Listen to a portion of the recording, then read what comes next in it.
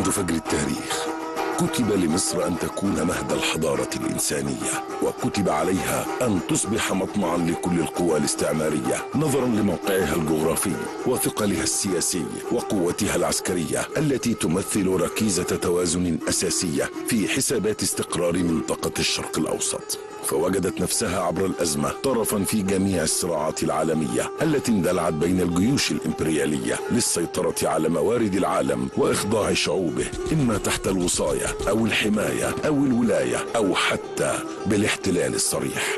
قدم المصريون الكثير من التضحيات في سبيل تحرير أرضه من الاحتلال، وما زالوا حتى اليوم يبذلون أرواحهم في سيناء ليدحروا يد الإرهاب الغاشمة ويحفظوا لمصر أمنها وعزتها ووحدة أبنائها وأراضيها. كان جميع أبناء مصر جنودا للدفاع عنها، من أسوان إلى الإسكندرية، ومن السلوم للسويس وبورسعيد والإسماعيلية.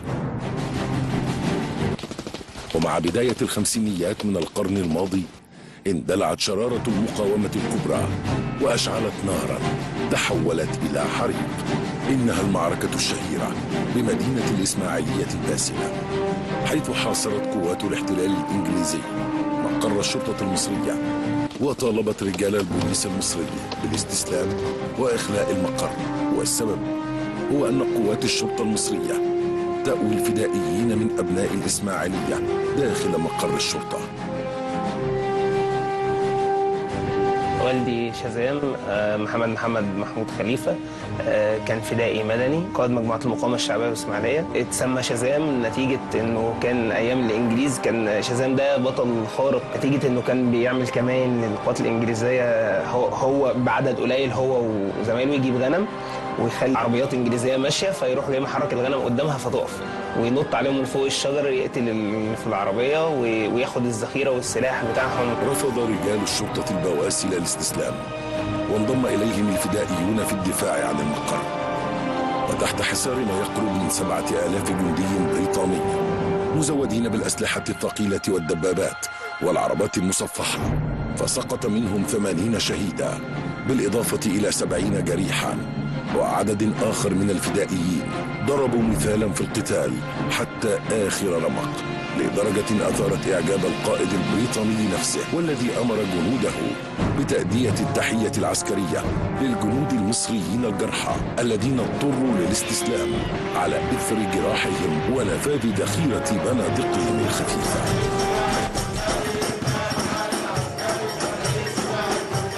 الفاتحة لكل ملازم حب جنوده وملازم، الفاتحة لكل ملازم حب جنوده وملازم، وبيعمل كل اللي لازم عشان النصر أكيد عازم. والفاتحة. كانت تلك المعركة في 25 من يناير، التاريخ الذي أصبح عيدا رسميا للشرطة المصرية. وعلى إثر معركة الإسماعيلية اندلعت مظاهرات غضب عارمة في كل محافظات مصر لم تهدأ حتى 23 من يوليو من نفس العام. أعلنت ثورة يوليو للعالم أن عهد الوصاية على مصر قد ولى، وأن المصريين أسياد قرارهم، وأن ثروات بلادهم لن يملكها غيرهم. مادة 1: تؤمم الشركة العالمية لقناة السويس البحرية شركة مساهمة مصرية. ولكن إعلان مصر رفضها للتبعية السياسية والاقتصادية لم يكن ليمر بسلام، فما كاد المصريون يفرحون بانتصارهم المشروع وعودة الحق إليهم حتى استيقظوا على صوت طائرات مقاتلة تدك مدنهم غدرا وعدوانا. 29 فوجئنا في ضرب طيران بيضرب وبيعمل من بدون سابق انذار، حتى اجى يوم بقى واتعملت خدعه ببورسعيد وقالوا روسيا جايه تساعدنا، فالناس خارجه تهلل ان احنا هيقف الضرب علينا، فاجوا في شارع محمد علي وحصدوا من ناس حظ. ولكن من رحم الياس ولدت شرارة أمل، ومن بين الركام والحطام خرجت نغمات سعيدة مليئة بالفرحة، نغمات يعرفها جيدا أبناء القناة. غني للمدافع وللي وراه بيدافع، ويوصي عبد الشافع يضرب في الطلقة 100. إذا فرض علينا القتال فلا بد أن نقاتل في سبيل هذه الحرية وفي سبيل هذا الاستقلال، ولن تسقط علينا أبدا الاستسلام. سنقاتل سنقاتل. لما عبد الناصر أعلن الحرب وقفلوا المدارس ورجعونا، فأنا قلت لوالده الله يرحمه، قلت له على فكرة هم حلفونا على المصحف قبل ما ينزلونا الأجازات إن إحنا ما نقعدش في البيت ولازم نروح نتطوع في أي مستشفى. حلفونا ولا حاجة، بس دي كذبة بيضة يعني. ابتديت بقى أقف على الباب بتاع المستشفى، وعربيات الإسعاف اللي بتجيب الجرحى بتوع المقاومة الشعبية اللي مضروبين، كنت باخد منهم السلاح واروح رمياه في العربية تاني. كانت عمليتها أصعب شوية وهي نقل السلاح.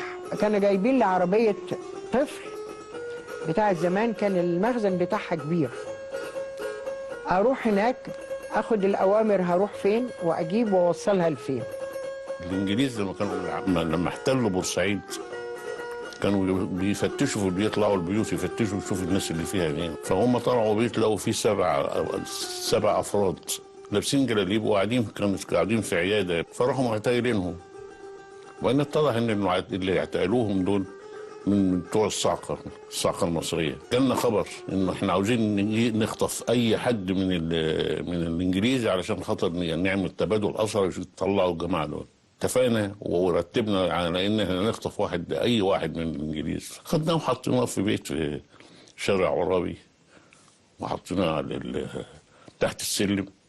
احنا يا دوبك وصلنا كده والانجليز حصرت المنطقه كلها، قعدوا يعتقلوا في كل واحد موجود في قلب المنطقه يعتقلوه. اتضح انه هو قريب ملكه بريطانيا. لما علم ابوه بيقول لك سارق التليفون عشان يتصل بالبتاع ده بالكولونيل عبد الناصر، قالوا له انت مش بتحارب عبد الناصر، في تليفونات بيننا وبين مصر. وبعد كده بداوا يسلموا كل الاسرى الموجودين عندهم بالكامل علشان خاطر ياخدوا الضابط الانجليزي حي. وكان لنا موعد مع النصر. كان لدى جيش مصر سلاحا سريا نجح في قلب الموازين لصالحه وحسم المعركة في وقت قصير، حيث أعلنت المقاومة الشعبية عن نفسها كظهير دفاعي، ونسج فدائي القنال ملحمة بطولية نادرا ما يجود بمثلها الزمان.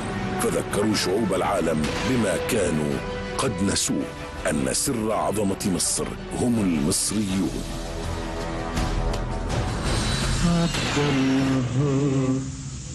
والمغربية جاية تتخفى ظهر الشجرة. وما زال الدهر يختبر معدن المصريين تارة تلو أخرى، فما كادوا يفرغون لإعادة بناء وطنهم حتى عجلهم القدر بلطمة قاسية. ضاعت سيناء الغالية في لمح البصر، وسيطر اليأس على المشهد إلا من نقطة واحدة مضيئة استطاعت أن تضرب مثلا في الصمود والثبات دفاعا عن أرض الوطن.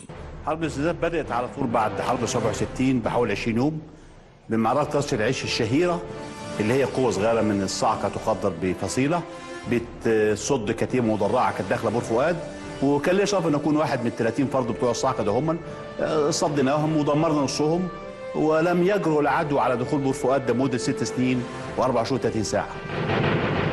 كانت معركة ملهمة أعادت بث الأمل في النفوس، وأخرجتنا من حالة رثاء الذات التي تملكتنا وذكرتنا بهويتنا، وأهم من ذلك كله عرفتنا ما الذي يتوجب علينا فعله. تاريخ 14/7 سنة 67 ده كان موافق يوم جمعة، لقى في قارب إسرائيلي عند الشبندورة، في إسرائيليين ومعاهم علم.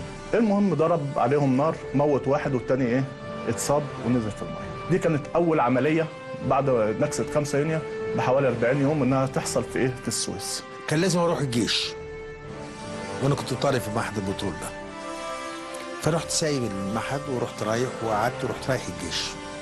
جت تجنيدي قوات خاصة يوم 9 مارس سنة 69. كان اللي هو عبد المنعم رياض أو الجنرال الذهبي ما بنسميه، كان رايح يتفقد الجبهة من خلال المبنى بتاع الإرشاد اللي في إسماعيلية عند نمرة 6.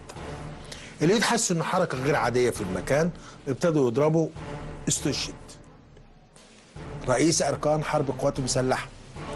عبد الناصر استدعى محمد أحمد صادق ويستدعى ابراهيم الرفاعي. قال لهم انا راجل صعيدي وعايز اخد العزف عبد المنعم رياض. يعني عايز الايه؟ الطار. وعدينا قعدنا 40 يوم بنتدرب على ان احنا نقضي على هذه النقطه الحصينه اللي فيها 4 دشم محصنين وفيها وفيها وفيها. تم القضاء عليها تماما.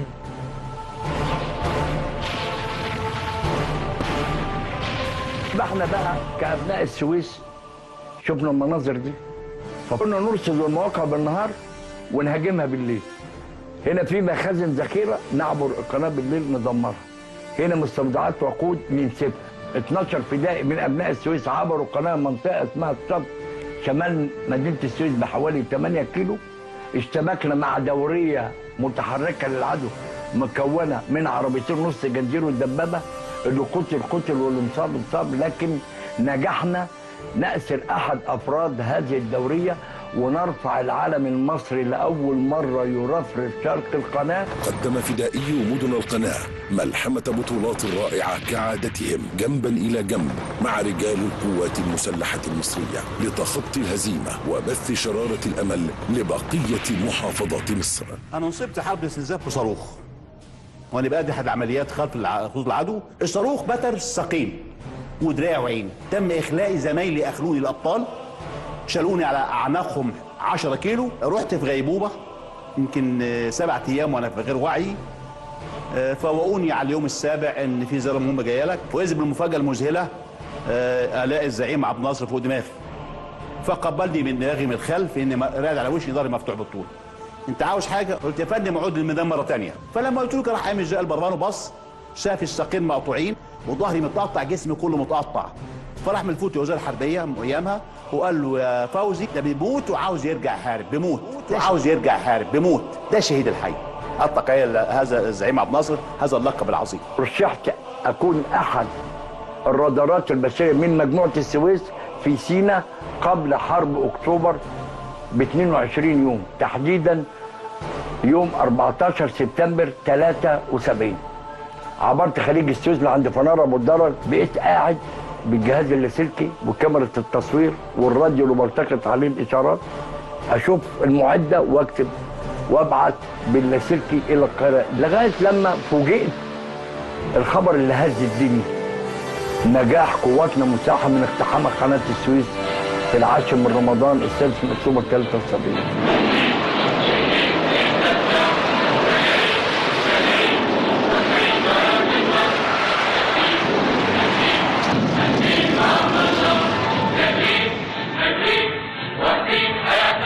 انا كنت نقيب مخصص العربيه جيب عليها مدفع البي 11 ده تقيل ده. لقيت العربيه اصيبت، رحت قاطر المدفع في مدرعه وقعدت في ظهر ماليش مكان، قعدت في ظهر مدرعه في شبكه التمويه. ابص على طريق اسفلت اللي هو شارع فدان، لقيت احد الاسرائيليين مستخبي وراهم، رحت رامي بندقيتي ونزل جري عليه. رحت زي خزنه من الجاكيت، الخزنه بتاع الدوله الاليه مليانه ذخيره، لقيت تخص في الارض خبطه واحده. طلعت فوق، رحت نازل خبطه واحده سقطت نفوخ. سمعنا 4 طالعين من الحفره يصرخوا ما تضربوناش، اسرى اسرى. قلت الفريق بيس عليهم بالمكبه وانا اقوم اجيبهم من الحفره. ايدي مفتوحه اتملت رمل ورمت، دخل عليهم فاروق الله يرحمه بمركبه. وقمت انا وحسان جبنا الاربعه من الحفر طلعتهم في ظهر المركبه وقعدت في وسطهم لمده ساعتين. نظفت ايدي وربطت الجرح وخليت بالليل الى المستشفى ايه؟ للعلاج. عرفت وانا في المستشفى ان الاسرى الاربعه كان من ضمنهم عساف ياجوري اللي هو قائد اليوم المدرع الاسرائيلي. كانت حرب السادس من اكتوبر عام 1973 ولا تزال